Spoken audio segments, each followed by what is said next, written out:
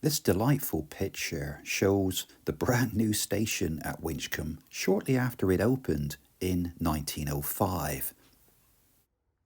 By contrast, this photograph was taken after the original Winchcombe Station building was demolished by British Rail soon after the line closed in 1976.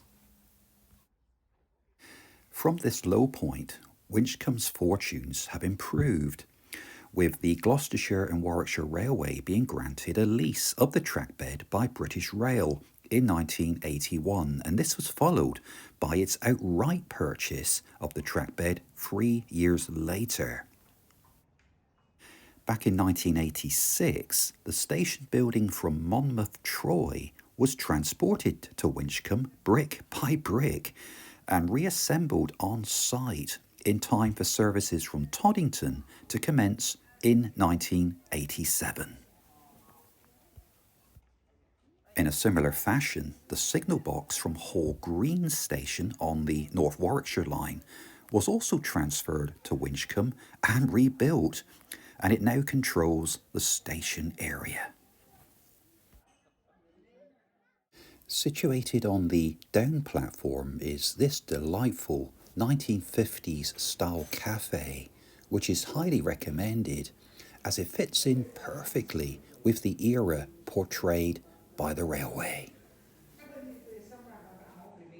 The Coffee Pot Cafe, as it's called, offers a good range of hot and cold drinks and cakes. Many of these are homemade and they have a reputation for being delicious. The Gloucestershire and Warwickshire Steam Railway is a unique recreation of a Great Western main line, and it exists to provide local public transport, an educational museum attraction for its visitors, and an enjoyable pastime for its volunteer workforce, which consists these days of over 900 dedicated volunteers who manage and operate the line. All of the profits are directed back into the continuous improvement of the railway, and they're used to help fund the repair, refurbishment and renewal of not only the rolling stock, but also the infrastructure along the line. I was also really taken with the beautifully recreated booking office at this station.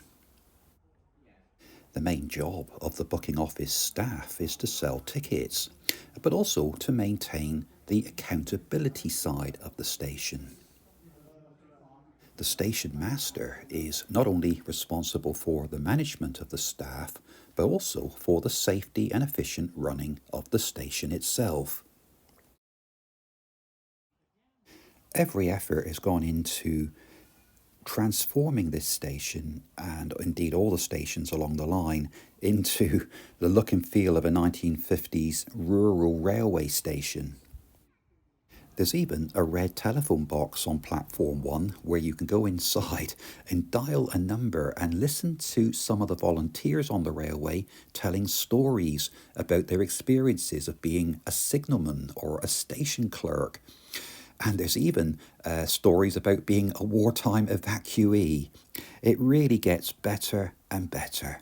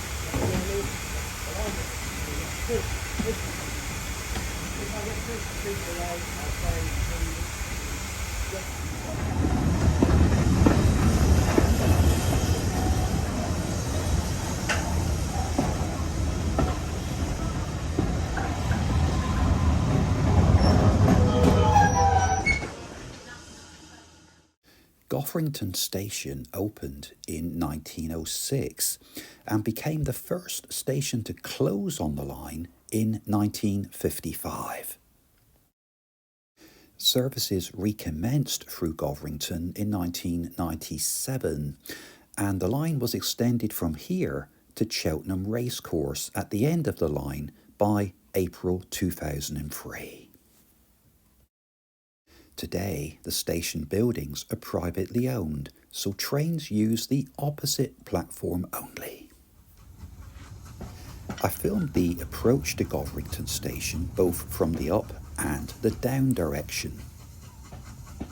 The original signal box was taken out of use and removed in 1949 and was replaced by this new signal box, which is sited at the southern end of the up platform.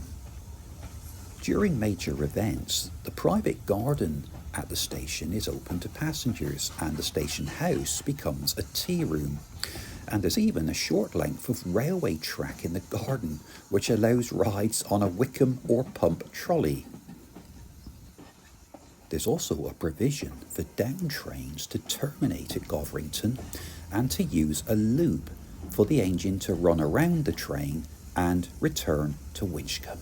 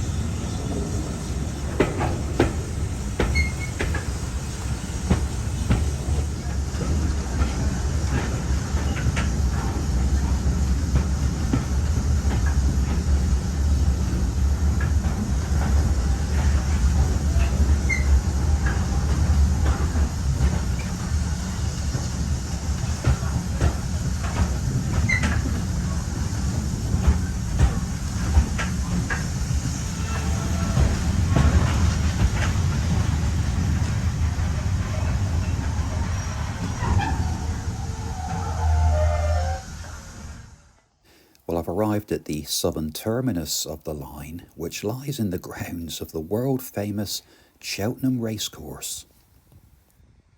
You can only stand here and wonder what it would have been like at this station with thousands of racegoers being brought to the races by pre-booked trains.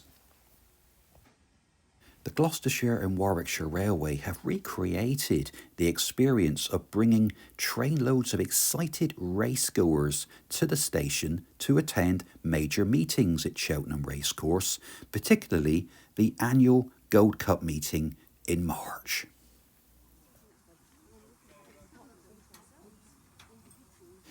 With Cheltenham Racecourse Station being the end of the line at the Gloucestershire and Warwickshire Railway, this is a really good point for visitors to the railway to watch the locomotives as they're detached from the train, ready to run around the loop line, and to be attached to the opposite end of the train, ready for the return journey to Broadway.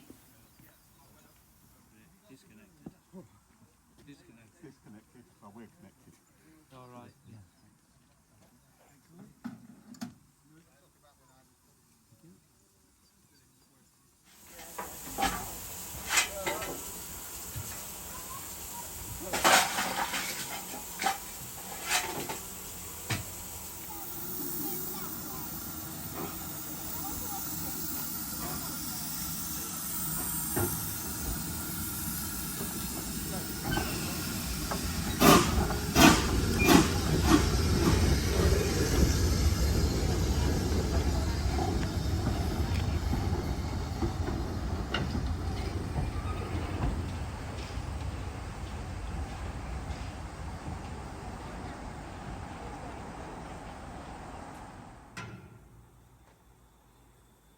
With the tender about to be topped up with water before the engine is reversed along the loop line to the opposite end of the train, this is a good opportunity to look back on what has been a truly memorable day out on a superb heritage railway. It's known as the friendly line in the Cotswolds, and for what I've seen today, I can really understand why it has that reputation. The vast majority of people that you're likely to meet during a visit are volunteers, and they can range from station staff and drivers to firemen to the guards, the buffet staff, as well as those who work in the various retail and cafes all along the line. You really get a sense of the way that they all work together collectively to ensure that visitors have a really enjoyable and a memorable time. But not only that, it's the pride that they show in the work that they do to support the railway in all of its operations up and down the line.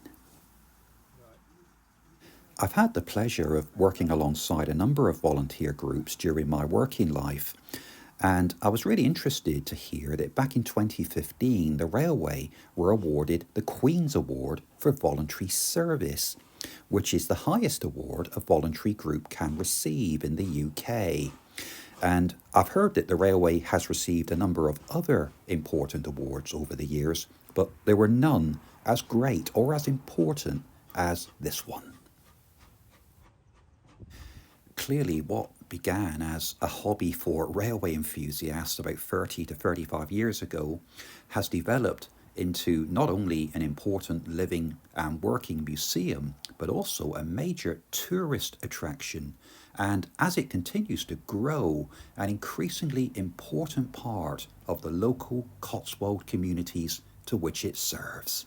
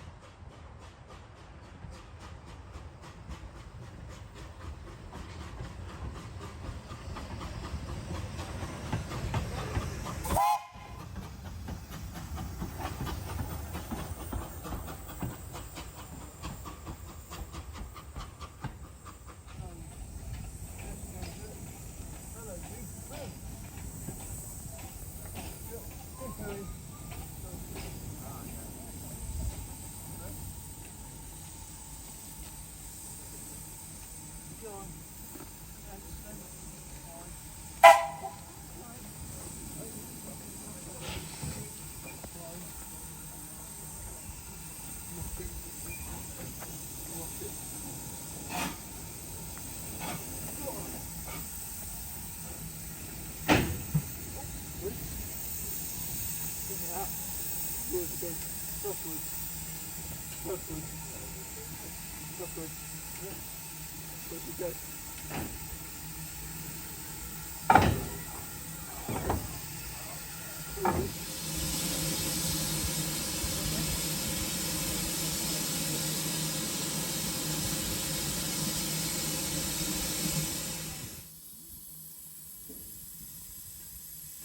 As the engine is being attached to the train for its return journey to Broadway, my journey along the Gloucestershire and Warwickshire Railway has come to an end. It's been a memorable day.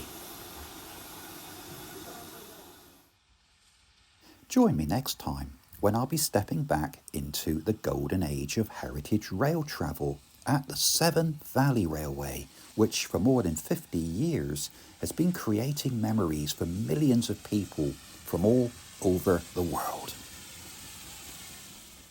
I'll be using my Freedom of the Line ticket to explore the beautiful railway stations of Bridgnorth, Hampton Road, Arley, Bewdley, and I'll be ending my journey at Kidderminster. Meanwhile, I'm ending with a musical montage of memories from a wonderful day on the Gloucestershire and Warwickshire Railway. Thanks for watching, and I'll see you next time.